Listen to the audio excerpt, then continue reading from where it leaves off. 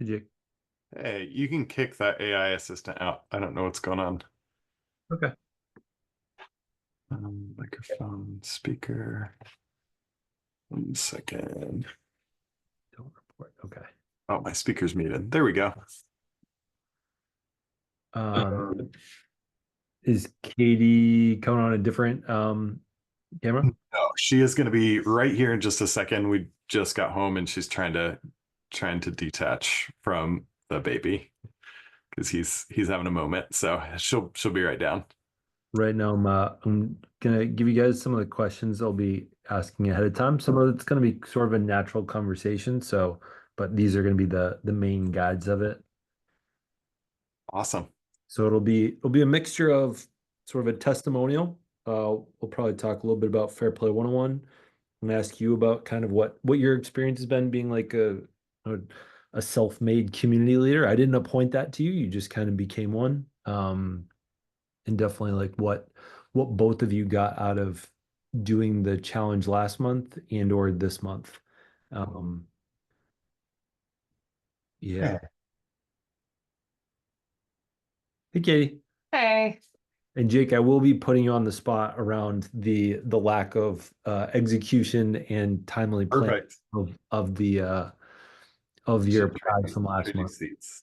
Doing a trade No, seats. I love being the short one. I live I, my life with this. How Let's just tall are you? mine's just I am 5'6", but he's 6'4". Okay. So it's always a okay, disparity. switch my spots.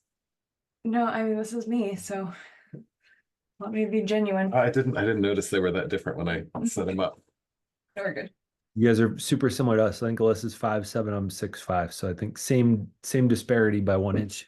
Yeah. Katie, I just put into the chat kind of the questions that I'll be asking. So it's gonna be a mixture of like a testimony of like what you guys have experienced, but I'll also be just asking like what you've gotten out of the challenge, how you guys have kind of grown. And I wanted to double check. Do we have a hard stop in 20 minutes? So at 3:50? We have a hard stop at 4. Okay. All right. That works. Um, so it's recording now, but I'll sort of like turn a podcaster voice on, if you will. Which someday I'll be like a podcaster, but um, Katie and Jake, thank you guys for joining me today. You guys won the October challenge. Currently, I have to tally up the numbers. Today's the last day of the November challenge. It looks like you're headed towards second, but you could take first. I don't know if Katie pulled out any referrals like she did last month. But I wanted to have you guys here today as you're both leaders in the communities that I run, Mental Load Mastery as well as Fair Play Mastery. Jake, you were the first person to hit level 6, which means you earned 515 points, and you did that over about 180 contributions to the community. But I wanted to start with what has your experience been around? Actually, I'm going to go to the November challenge because this one, I know that Katie, you've said before you're competitive, and for a little while you were like kind of like pushing him to you're like, if I can do this, you can do this. And Jake, Yeah. you didn't show up that well last month, but you've shown up this month. I would argue. Yes. What has been your experience so far? I'll take it to either of you first. You want to go first? Sure. Yeah. So this month was the emotional labor challenge. And that's actually something that comes easier to me. So it's not that the challenge was easy. It was just I realized how much like mental and cognitive labor Katie does as I was thinking through the emotional labor that she does. Like it was like I think everything that I listed could also have the flip side of like going through the mental cognitive steps to plan out something so that it wasn't a hard emotional experience for one of us or for one of our kids. And so I saw kind of the mirror of last month's challenge and this month's, and I learned a lot by taking the time to process through the layers of emotions that go with all of the hard work that Katie puts in every day. Um, And real quick, for those listening that don't know what the challenge was, so this month it was to acknowledge the emotional labor that your partner does, and both couples, both sides of a couple can participate. Versus last month, it was I'd still sort of gendered it, and I was saying that I was having the wives acknowledge the mental load men were doing, and having men acknowledge the mental load they were doing. Which originally I was trying to get men that weren't leaned in like the two of you. I was trying to get men that weren't leaned in to be like, yeah, I do all the mental. That didn't really work out that way. Katie just smashed everybody and put in the most effort. But Katie, similarly, I want to ask you, so like, what have you gotten out of these two challenges? Because I think oftentimes when I see women in my comments, there's probably a higher likelihood a woman is listening to this right now. Um, I often feel like I have nothing to teach the women, maybe some vocabulary and practices, but what have you gotten out of this so far? I have learned so much, and I think what's awesome about it is it's so easy. I feel like as the woman in the relationship, and I know E. Brodsky's book, and a lot of this is focused more on like men needing to step it up. And I agree. I think to some extent, I think women just naturally shoulder that invisible labor. But I think we sometimes get a little self-righteous about it. And there's this idea of we do it all, which we handle a lot. And it's so easy, I feel like, when you handle the lion's share of something, to see yourself as I am handling it all. And that's simply not the case. Even if you feel like you handle, like I said, the lion's share of it, like acknowledging and forcing yourself to sit down and every day thinking, okay, what could I not have done alone? What did I need to lean on Jake for? What did Jake handle himself? And so while sometimes that is a challenge to sit there and think of 4 different things, every day I could think of it. Like, so, I mean, that in itself is like proof that no, you're not doing everything, the entire part of it. And I think, like, sometimes, like I said, the self-righteous idea of like women handling it all is not the right message. And doing this practice really helped me think, okay. And then also the days I was really mad at Jake because we had like a fight about something, or I had felt like he wasn't, like, still forcing yourself to look for the good in someone else. Like, I tell this, I'm a teacher, and so I tell this to my students all the time. Like, if you can't say something nice about someone, you're not thinking hard enough. It's a kid president quote, I think. But like the idea of forcing yourself to think about something positive about someone that you're in conflict with does naturally dissipate it to some extent. And so while it doesn't fix conflict, it doesn't make everything better. It does help you stay a little more positive, a little bit more like you're on a team. And so I think for me, that's what I've gotten out of it a lot, is just that forced looking for the good, not always focusing on what is lacking, but focusing on what is there. Yeah, I think I realized I wasn't giving Katie enough credit for the emotional labor that she does. She gets, as she should, she gets a lot of credit for the cognitive and mental labor of like planning things and our calendaring and agenda. Like, she's really good at that stuff. But I think sometimes I don't give her the credit for like soothing the kids when they're really upset or really worked up, or I'm not always looking for those moments and giving the credit where it's due. And I think, sorry, in our relationship, like, he is much more emotionally like tender. And we are very opposite gender in that, I feel like, regard, maybe. And so I think he naturally thinks that that's his like wheelhouse. And so like mental load month, like that to me was like my wheelhouse. And so I feel like for him, this is kind of the same, what October was for me, November is for him. And maybe I'm saying that wrong, but like, I think this idea of like, you actually are seeing, oh, she is like really trying and doing good things in that realm, like not just in mental, just like the mental load part, but the emotional labor part. Anyway. And Zach, you talk a lot about failing forward, and I felt like November was a little bit of a fail forward for me. I mean, I realized in September when it was acknowledging your challenge was to acknowledge the mental labor your spouse does. And I did the first couple days, and I missed out on a couple points, and I was like, I don't know. I don't know if I can keep up with this. And so I didn't, and I just kind of fell off the bandwagon.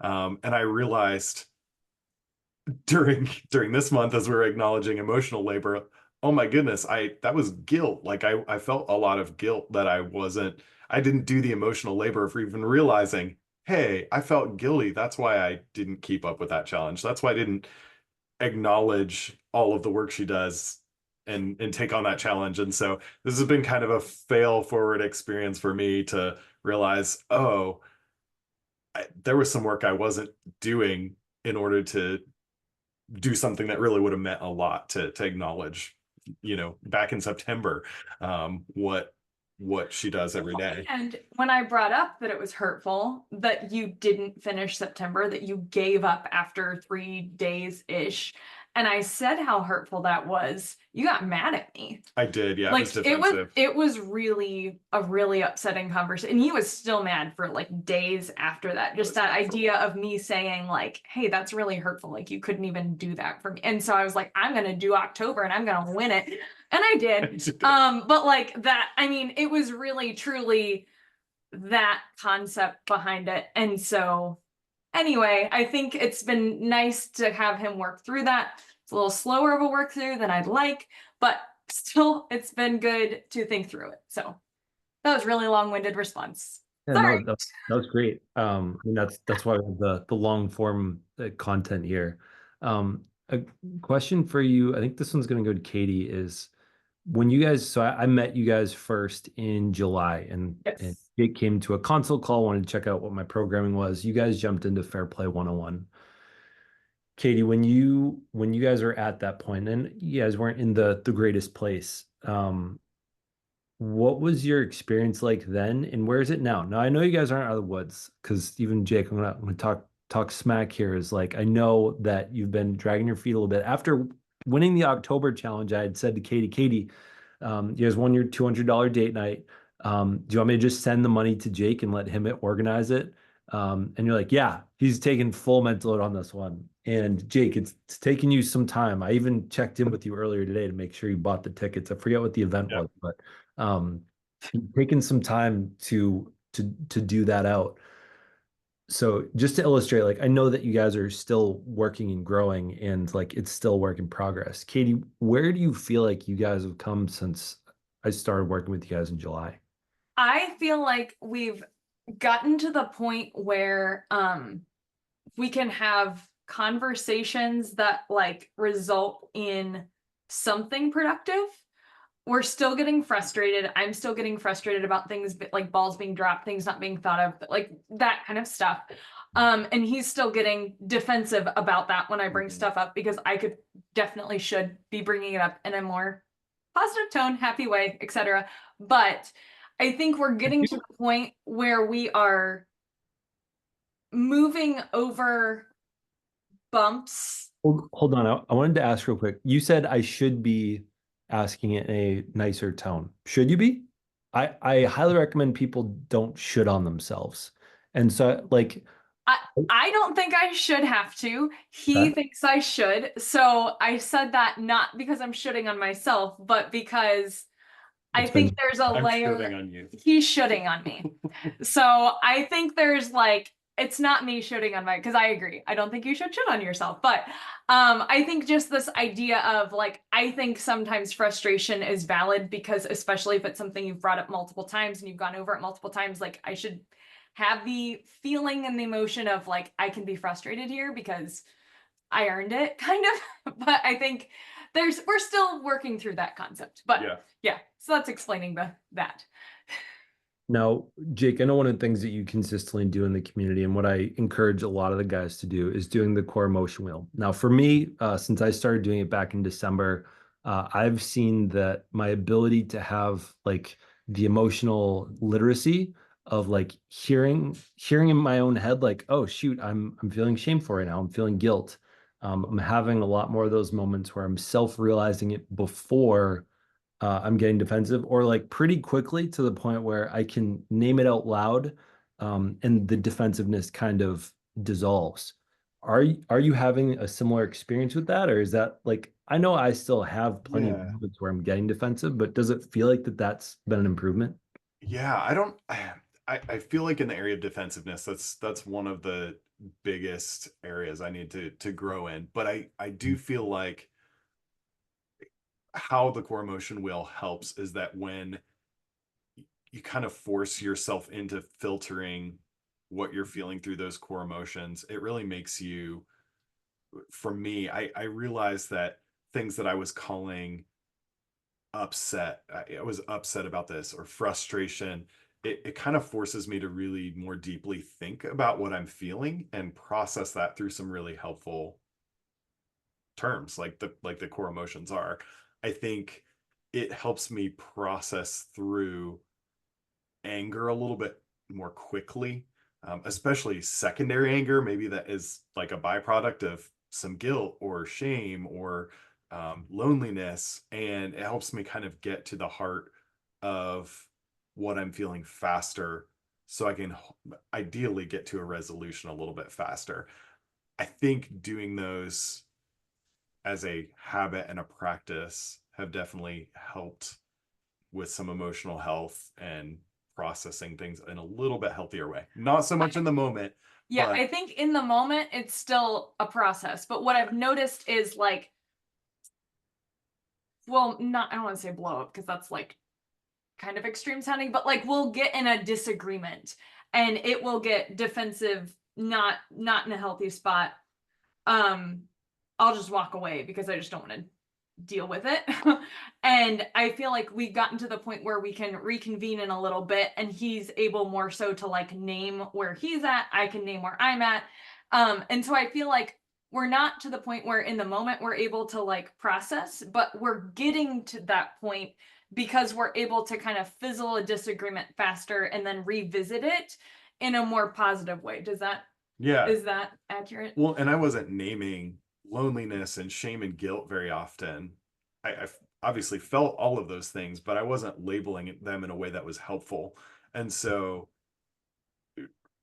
what I would experience is just the secondary anger of I'm angry That I feel guilty. that I feel guilty. I'm Yes. angry that I Well, feel lonely. And that would make me really upset because he would feel guilty because there was something that like he said he was going to do, he didn't do, or he was planning to think about and didn't, and like those kind of things. And so that really made me feel very alone because not only am I feeling like I have to handle it all, but like you're getting mad at me Yeah. because you feel guilty. Like, how does that make sense? And so I feel like it's making that process a little more smooth. Um, and I'm feeling like afterwards, at least, we can kind of have like a, oh, yeah, I don't know what word I'm looking for. It's not like redemptive conversation, but so, that's not the right word. But like we can reconvene and have some kind of healthy conversation. Well, and to speak a little bit to the group too, I think we're all looking for validation, and often we're looking for validation from each other, which we should be able to validate each other's emotions, but sometimes it's been a day, and it's hard to do that. And so to have a group where you can go and not vent, but kind of, I mean, to talk about your core emotions and to see what other guys are experiencing, even just reading what other guys were dealing with that day was so relatable. It is such a easy way to feel that validation, because you're like, oh my goodness, I relate so much on that point. Oh my goodness, that's 100% me. I react exactly the same way if this happens.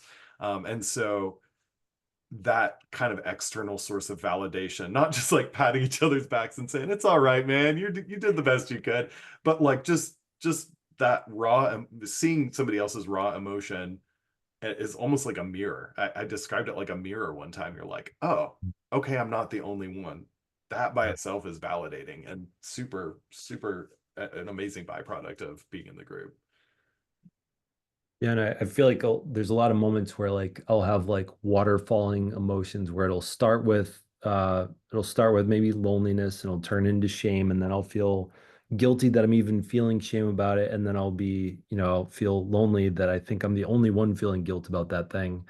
And so it seems like almost if loneliness is a consistent pattern of why we are not able to process it because we don't feel like we can talk with anybody, I'm hoping we're at least solving that problem for a lot Yeah. of guys. Well, and I think that's huge because, like, as a woman, like, I have 12 friends that I can immediately text. I'm not saying guys don't have friends, but they're not, men are not as relationship driven as women. Like, I need that just in general to make, like, and I'm an extrovert too. So that, like, also doesn't help this, but like, I naturally seek that out. And I don't think men in general do that as much. And so having that community piece is so big for Jake especially. I mean, I enjoy it too, but like I think for Jake that's been super helpful for him because I think he has a spot to go to process that he feels like, cuz sometimes, I mean, we're supposed to be a safe spot for each other, but sometimes we're not a good um person to talk to because we're both frustrated with each other. And so that is a nice kind of outlet to go to and to have people who get it and who are working on the same journey that you are, and I think that's super supportive. One question I want to ask is in the time that we've gone through Fair Play 101 and you guys have been, working on implementing Fair Play, have you guys identified your unicorn space and or have you been making any more time for it? You go, Jake. Sort of. So yeah, my unicorn space is, um, it's weird because I own my own business, so that is like my work is doing design and web consulting every day. But I feel like kind of parallel to that is like business consulting for new and startup businesses. So I've gotten connected with our local high school that has programs that train students to start their own business. And so I'm involved with that now. But as far as getting that like on the calendar every week, not quite there. But at least I feel like I've Like, as a identified some. volunteer, you didn't Yeah. make that clear. Oh yeah, as a Like volunteer, that not like he's yeah. doing that as his you because he enjoys like impacting kids and that kind of thing. Well, and just all of the stuff that comes with like starting and running your business. Like I just love that. And I love talking to people about that outside of the work I do. I don't actually get to talk about business that much. I just get to run one. And so get to volunteer with the high school business program. But that is kind of mine, but I I thought haven't video games were yours. uh that's for me more like Just a self-care, unwind. Yeah, Yeah.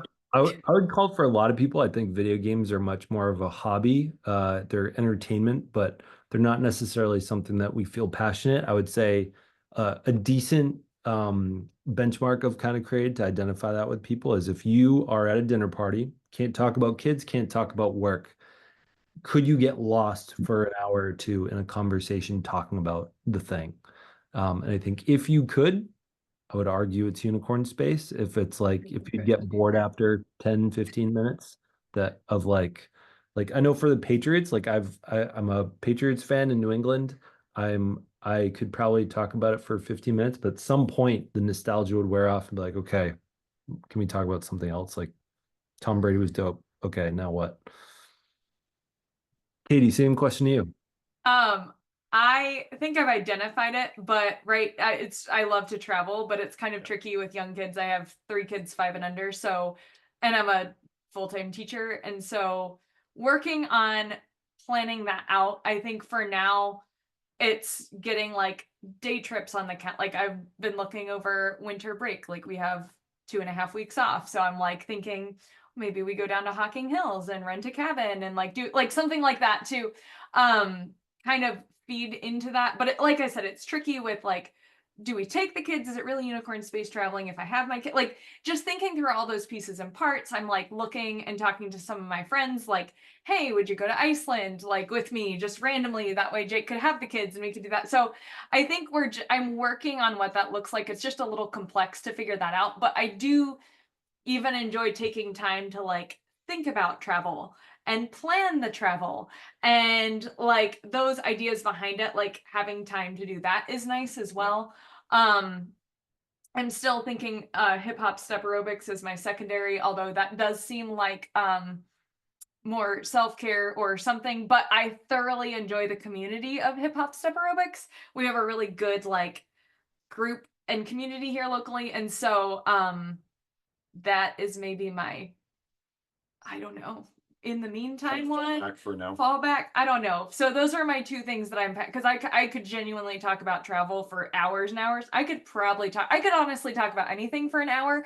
But because I love to talk.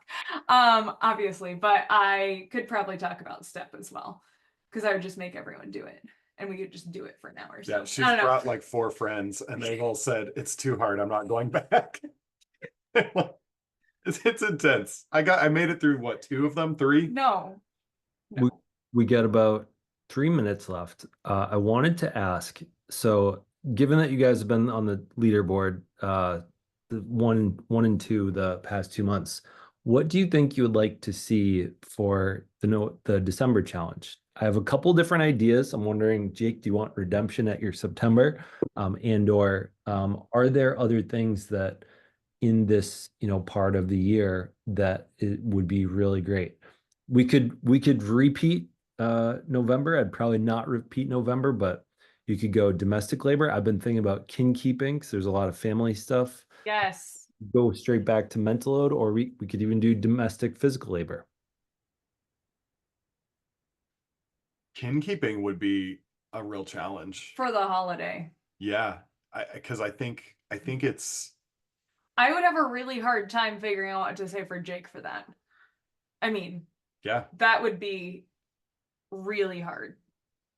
Yes? yeah. I think that's one that you probably wouldn't see posts every day because there's just there's a lot to that. I mean, Remember, kin keeping is like, I think if we kept it to families, yeah, when I talk in corporate workshops, I'm talking about culture keeping is like the person that goes to all the cubicles to invite them out for drinks at the end of the day. But I mean, it could also, I think any of the emotional labor that you're doing with your kids, I would argue could be kin keeping. So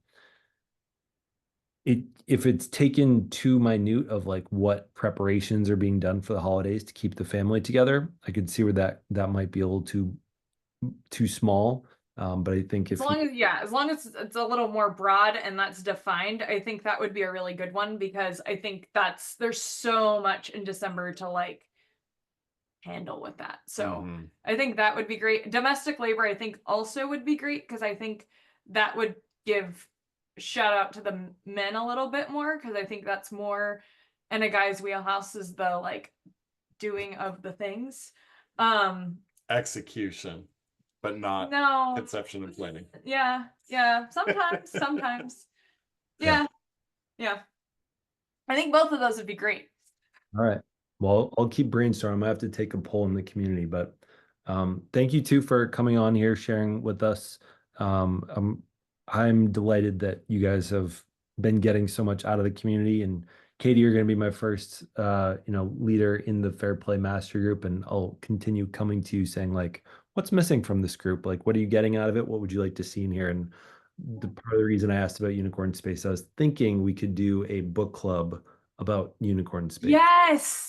Book club. I love book clubs. I love them so much. Oh, I don't know if I'm the one that ought to guide that, if I need to bring in some outside help, because I don't think me telling a couple of women that they need to spend more time doing Unicorn Space work out quite as well as another woman that's doing it, like, Eve Rodsky. We need an expert woman who's doing Unicorn Space well. And like, that would be great. That would be super good.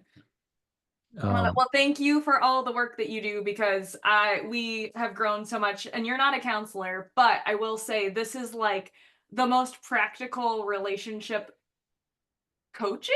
Is that a word I can use? Yeah. It's 1,000 times more practical. I mean, not down on counseling, but like we did counseling for years, and we have grown more since July than we had for 2 years. So I don't know if that's like allowed to be said, but I feel like for us, like I'm such a practical person, and to me, like feelings are great and that's a part of it, but I think this also put more to it than just like talking through feel like that's an important piece, but then like there's something to be done because of that. And I think Right. counseling stops there for Mm. us at least. And so I think the practicality of it like has impacted our lives quite a bit. So we appreciate Absolutely. it. It's the vocabulary, it's the accountability of being in community, it's just the ongoing practice of doing things like core motion wheel or posting your agenda, which I need to do.